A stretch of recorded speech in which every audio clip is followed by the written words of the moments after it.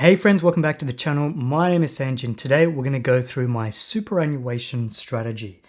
Now, this video is sort of third in my series of videos that I've done on superannuation. I did a video on the basics around superannuation. That's up there. Then I did a video around the levers associated with superannuation. So what levers can you pull when it comes to your super? What are the key things you can try and optimize for and the benefits of that and some of the risks associated with it. And now this video is me sort of tying off the whole topic around super, saying, and this is my plan going forward, and more probably for me to document it and have a record of what my strategy is. And honestly, after this, I don't want to do any more videos on superannuation because it's a boring topic. After a while, you realize there's only a couple of things you can optimize and then you just let it run for like 20, 30 years. This video, I'm going to go through basically where I'm at, give you a bit of context around where I'm at, because that's going to be important to you, because your superannuation strategy should really be optimized for your situation. That's the difference between a YouTube video and speaking to a personal financial advisor. Is YouTube videos just, let's just hit everybody and hopefully some stuff sticks. Whereas when it comes to a personal financial advisor, where you actually pay money to see them, they'll look at your specific situation and say, okay, based on your situation, in terms of your income, what you want to achieve, your assets currently, and where you see your future in terms of your income, this is what we advise. And that's why you pay them, they customize it to you. These YouTube videos are just people casually chatting about what they think works. And hopefully, it's relevant to you in some way. I'll then also talk about what my actual strategy is and the future of it, and also some risks I see, and possibly some things you should consider for your own strategy. I don't want to go too much into it because I feel like that is financial advice, but we'll touch on it along the way. So let's get into it. So let me give you some context to my situation. And this is important so you understand how my strategy fits into my world. I'm currently single and I don't really have a lot of obligations. Another way of saying I earn money and there's not a lot of stuff the money goes towards. I don't have a mortgage. I rent in a share house. My only debt is my HEX debt, and I've done a video previously about that. It's big. Don't get me wrong, it's a big HEX debt. It's pretty big considering I didn't study medicine, but it's there, and I've got a strategy around that.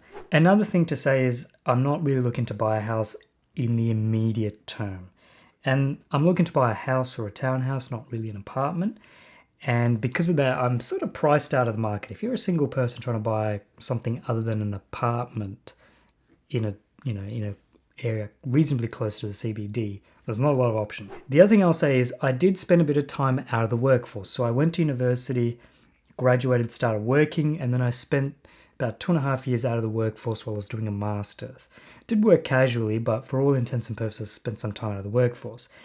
And I say that because my superannuation is a little bit behind where ideally I would say it should be if I had kept working full time. And I've estimated that to being around $20,000, $30,000. So whatever my superannuation balance is at now, because I spent 2-3 years out of the workforce, it's about $20,000, $30,000 below where I'd imagine it should be. The final thing I'll say is when it comes to my superannuation strategy, I'll be a little bit ashamed to say I haven't been optimizing it as much as I should have, okay? And, ETFs shares, that's been a game. I've been in that game for a while, and you can see a whole bunch of videos on that. But superannuation, relatively new optimization strategy being in place. So that connected with having spent a bit of time out of the workforce, I have unused concessional contributions of around $40,000. Now, this is important because this will help in terms of adding money into my pre-tax contributions, saving in tax and adding money into super and catching up a bit. But I say this because $40,000 is actually quite a lot for someone who should know better. So for the 5 people who are still watching this video after I said all that, and I'm like, oh, I'll still listen to this person, here's my superannuation strategy for the next few years. First thing is I'm going to try and max out the $27,500 a year. That will come through my standard superannuation guarantees. I'm also going to put in a little bit more through my pre-tax to hit the 27.5.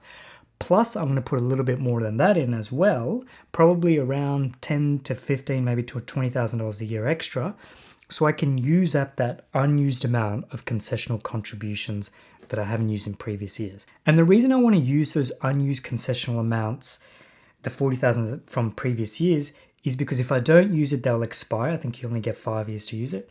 I spent time out of the workforce, so I want to catch up on those 2.5 years where I missed putting money into my superannuation. And thirdly, I still find those tax savings valuable for me to use. And if you want to find out what your carry forward amount is for your unused concessional caps, you can go to your MyGov website, go to your ATO account, and there should be a section in there called Carry Forward Unused Concessional Contributions. Bit of a mouthful, but they'll have a little section in there and they'll tell you how much it is currently for this financial, or how much you can use up altogether.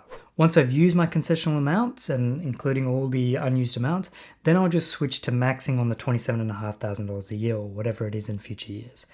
And that's because I'll still see the benefits of tax savings there.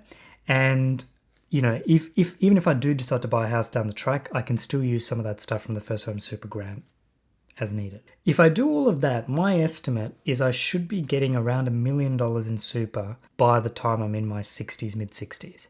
And that's not like an amazing amount. I'm pretty sure for most people in their 20s and 30s, if they do broadly what I'm doing, you know, catch up a bit and then max out how much you can put in, you should probably end up around $1 million. Now, it's up to you to figure out whether or not $1 million is how much you need. Now, I'm putting all this money into my superannuation account. Where is it all getting invested?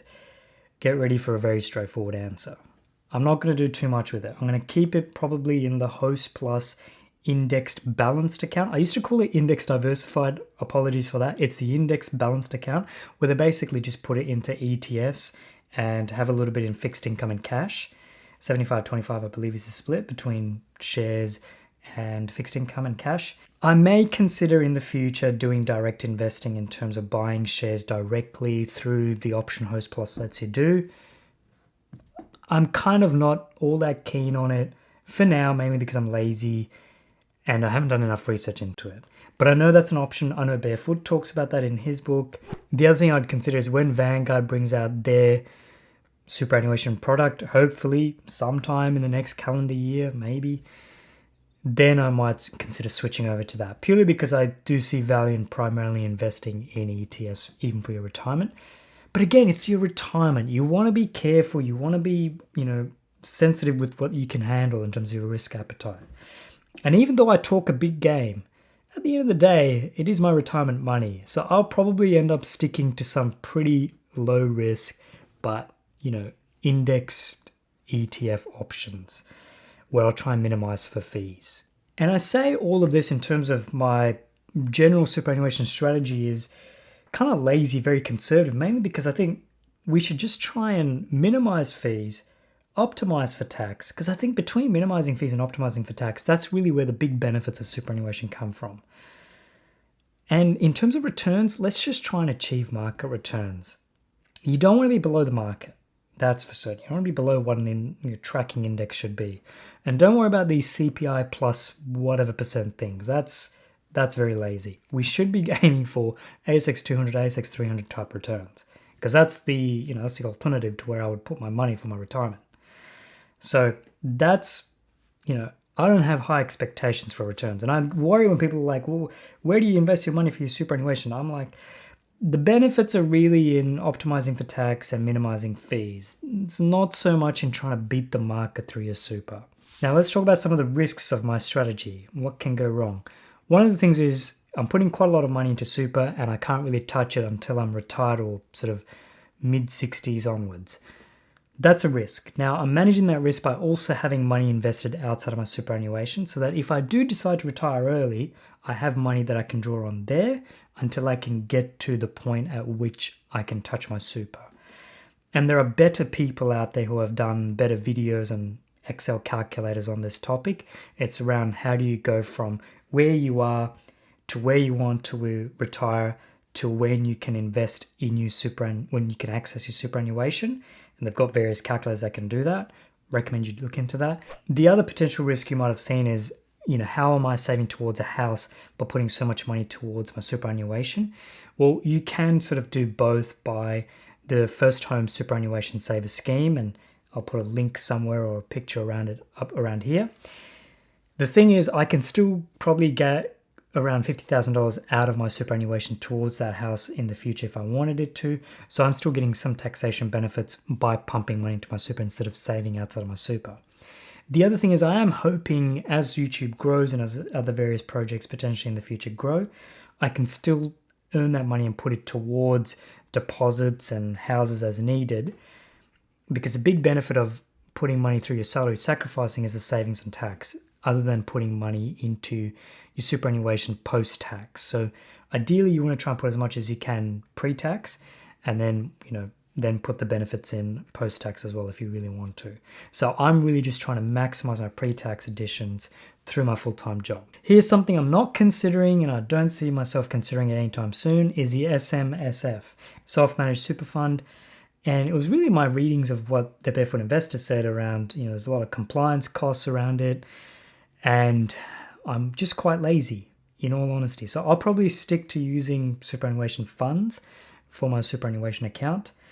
And, if I really want to tweak, I'll probably use the SMFS Lite, as Barefoot Investor called it, but basically investing directly through my superannuation account, but still doing it within a large superannuation fund.